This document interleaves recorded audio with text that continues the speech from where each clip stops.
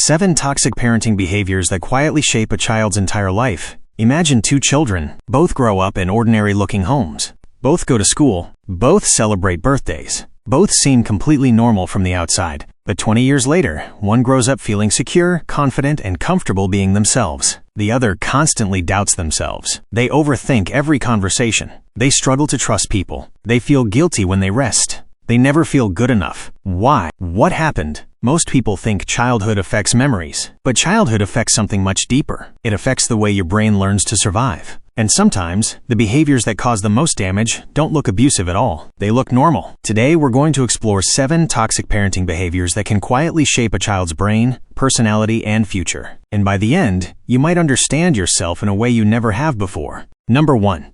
Constant criticism. Imagine being a child.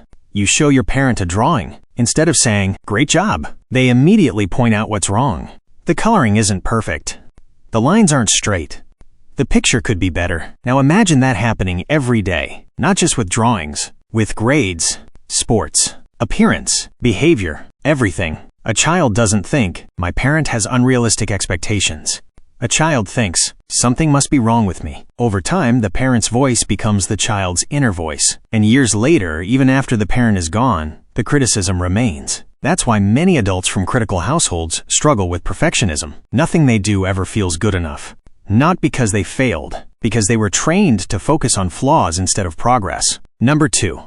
Love that must be earned. This one is especially dangerous because it often looks like good parenting. The child gets affection when they succeed, praise when they achieve, attention when they make the family proud. But when they fail, the warmth disappears. The child slowly learns a powerful lesson. I'm only lovable when I'm useful. At first, this creates high achievers, good grades, good behavior, success. But underneath that success is fear. Fear of failure. Fear of disappointing people. Fear of not being enough. As adults, these people often look incredibly successful, yet they struggle to relax, because deep down, they believe their worth must constantly be earned. Number 3. Walking on eggshells. Some homes are unpredictable. One day everything is fine. The next day someone explodes. Maybe it's yelling. Maybe it's silent treatment. Maybe it's emotional outbursts. The child never knows what's coming, so they adapt. They start studying every facial expression, every voice tone, every footstep. They become experts at reading people. This survival skill is called hypervigilance, and while it helps them survive childhood, it creates problems later. As adults, they often struggle with anxiety. A delayed text message feels threatening. A small disagreement feels huge. Their brain keeps searching for danger because that's what it spent years practicing. They're not weak. Their alarm system was simply trained to stay on. Number 4. Emotional neglect. When people think about toxic parenting, they usually imagine yelling. But sometimes the damage comes from what's missing. Imagine a child who feels sad, scared, confused, and nobody notices, nobody asks, nobody comforts them. Eventually, the child learns something dangerous. My feelings don't matter, so they stop expressing them. They stop trusting them. They disconnect from them completely. Years later, these children often become adults who struggle to understand their own emotions. Someone asks, "How are you feeling?" And they honestly don't know, because they spent years learning not to pay attention. Number 5. Fear-based parenting. Fear can create obedience, but obedience isn't the same as emotional health. Some children grow up terrified of making mistakes, terrified of punishment, terrified of disappointing authority figures. And while this may create well-behaved children, it often creates anxious adults, because they never learned that mistakes are normal. They learned that mistakes are dangerous. As adults, they avoid risks, avoid opportunities, avoid challenges, not because they're incapable, because failure feels emotionally unsafe. Number 6. Parentification. Sometimes the child becomes the parent.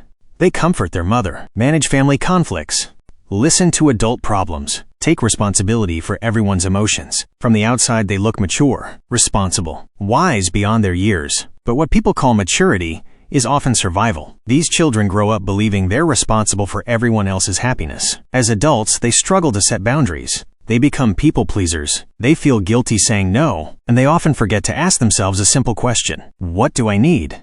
Number 7. Never being good enough. Perhaps the most painful pattern of all. The moving finish line. The child gets an A. The parent asks why it wasn't an A+. The child wins second place. The parent asks why they weren't first. Nothing is celebrated for long. Every achievement becomes the new minimum. Over time, the child stops feeling proud. Success feels normal. Failure feels devastating. And as adults, many of these people accomplish incredible things while secretly feeling empty because they aren't chasing success. They're chasing a feeling they never received. You're enough. If you recognize some of these behaviors, it doesn't mean your future is already written. The brain is adaptable. The patterns you learned can be unlearned. The survival strategies that protected you as a child don't have to control you forever. Understanding where these patterns come from isn't about blaming your parents. It's about understanding yourself. Because once you understand why you think, feel, and react the way you do, you can finally begin changing it. You survived the environment that shaped you. Now you have the opportunity to shape what comes next, and that may be the most important step of all.